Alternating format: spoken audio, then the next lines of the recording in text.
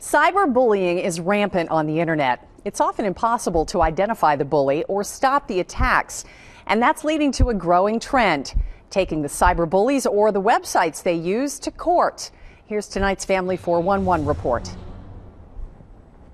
Kendall Fine, you are Miss Ohio Teen USA for 2012. Being crowned Miss Ohio Teen USA was the best moment in Kendall Fine's life.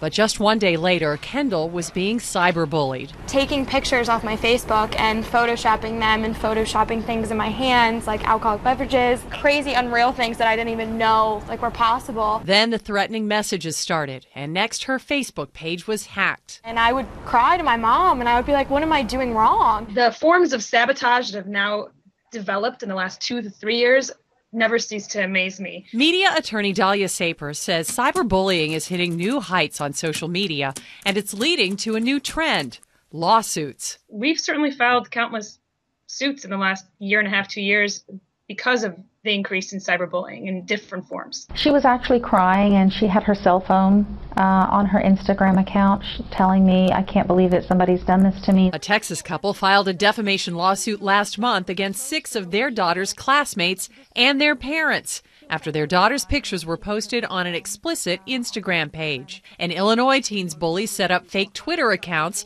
and, disguised as the teen, offered sex acts to other users. Her mother is suing Twitter to find out the bullies' identities. But cyberbullying victims are not just kids. It was the case we took to the Illinois Supreme Court a couple years ago involved women in their 50s. Saper says police don't have the resources to track down cyberbullies if there's no imminent threat to a person's safety. So more people are turning to the courts or their lawmakers.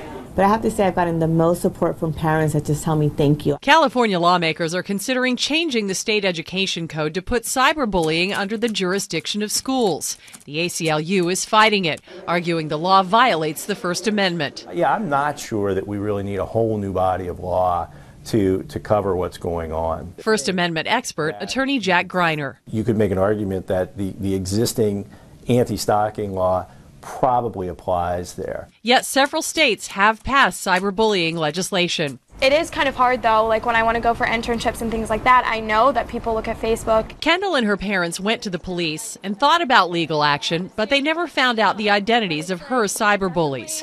Now she hopes other victims will look to her to see they're not alone.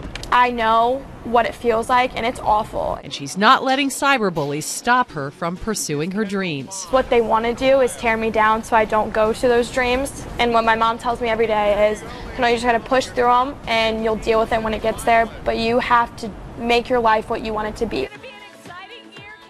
Attorney Dahlia Saper has helped some parents navigate school meetings with the parents of bullies. And she says she's always surprised by how little some parents know about what their kids are doing online. She thinks kids probably don't need smartphones, but if they have them, parents should limit the apps on the phones and monitor all of the ways they're using online media.